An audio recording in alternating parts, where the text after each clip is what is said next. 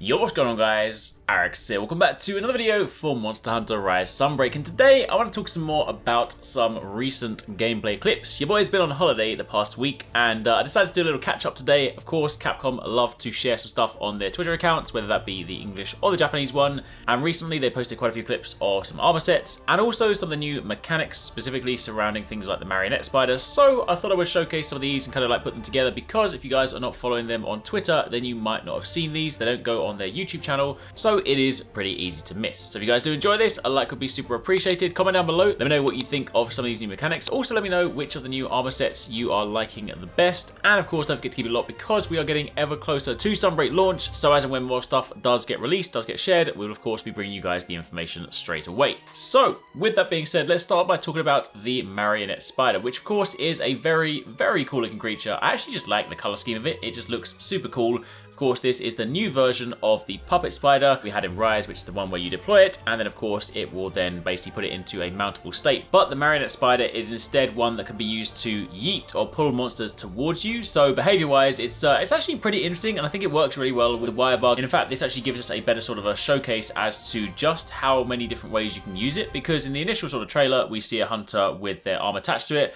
They pull the T-Rex into the wall, and then of course it smashes. But as you can see here, you throw it out, it then attaches, it then kind of like joins you together with this little sort of silk, and then of course you can just roll, and then that pulls the monster towards you. But you can also use your Wirebug. You can then grab them whilst in the air, you can then Wirebug back up into the sky, and you can effectively pull them into any sort of object, which is incredibly useful when you sort of think about it, when you think about sort of the different environmental objects we have to interact with, and the fact that of course you're not going to be limited to just like a standing plane. I think this is honestly a super cool thing. It's like a more controlled yeet, and again, it's going to make for some rather interesting clips during some hunts.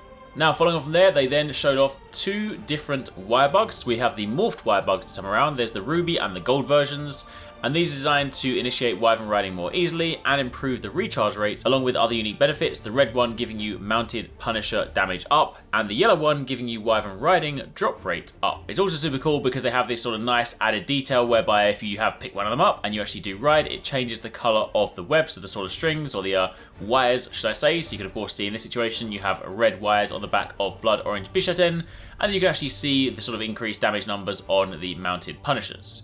Meanwhile, the golden one, again, same sort of principle. You jump on the back, you have these sort of orange golden lines, and while the clip is sort of cut short, you basically see a lot more collectible items on the ground. So basically, you can use this if you're going around sort of trying to farm those monster drops. This is definitely going to be a very useful thing to have. So that is initially sort of some of the new gameplay mechanics that we'll see in and around the world. But on top of that, they showed off some of the armor sets. So of course, again, as you guys should be familiar with by now, when you go into a Master Rank / G Rank expansion, we get new armor sets not just for the new monsters, but also for the existing monsters. We get the higher tier versions. They showed off a few of the sort of starting ones from some familiar monsters. We have Acne Song, which again looks super cool. I've always liked the sort of color scheme or the coloration of Acne Song anyway, but this time around sort of really leaning into that knight aesthetic, even with sort of a shorter upper back cape.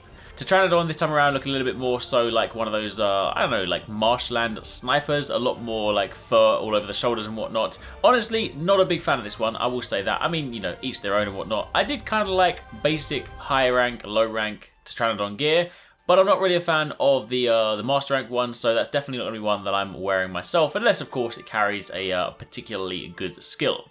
What I do like, however, are the ones of Bishaten, because again, Bishaten has that sort of Tengu aesthetic, which was also present in the lower rank versions, but this one really leans into that, especially the male armor. I really like this one, the full scale mask, even with the wings acting almost like a cape behind, that is looking hella cool. And then you have Sonicanth. Again, personally, not a huge fan of this one. I really like Sonicanth's low rank gear. I don't know why they've taken the hood off for the male in this one. It's basically gone from looking like a scary like assassin to, I don't even know how to describe it. Either way, it looks kind of weird. Also, he's got flares. I don't wear flares. It's also why I don't wear Kirin armor. But anyway, that aside, that's a few of the upgraded versions. We then get a look at the Shogun Sedator gear, of course, from one of the returning monsters. Should be pretty familiar if, of course, you've fought this monster before. And again, some of the weapons too. They also show off the Palico and the Palamute gear. Honestly, this stuff looks really cool. I'm not a huge fan of the armor sets for the hunters, but the Palico gear looks absolutely hilarious. I love this one a lot. Even look at the little scythe. It's even got like a tiny little skull on the back, like a little backpack. That is awesome.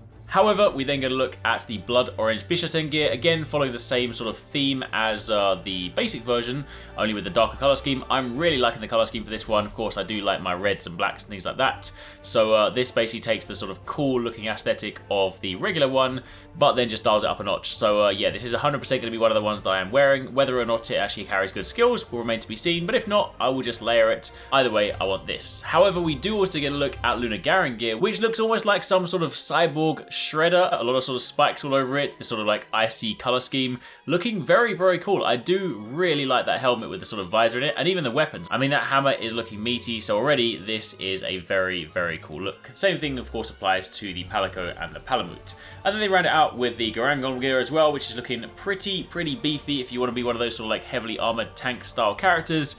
Then this is the one for you. I do actually prefer the female armor set in this one. I actually really like the sort of blend between the bulkier parts, but with also that sort of flowing skirt. That looks really, really nice. And also the color scheme is quite sweet. But anyway, that is pretty much it. That's a little catch up on some of the clips they have shared recently, in case you guys haven't been following too much. Let me know in the comments down below which ones you like the most, which ones you think you'll be wearing. Of course, there'll be more things to look forward to, but that is your little catch up. If you guys missed any of our recent videos, be sure to check out this one. And of course, don't forget to keep it locked for plenty more Sunbreak news.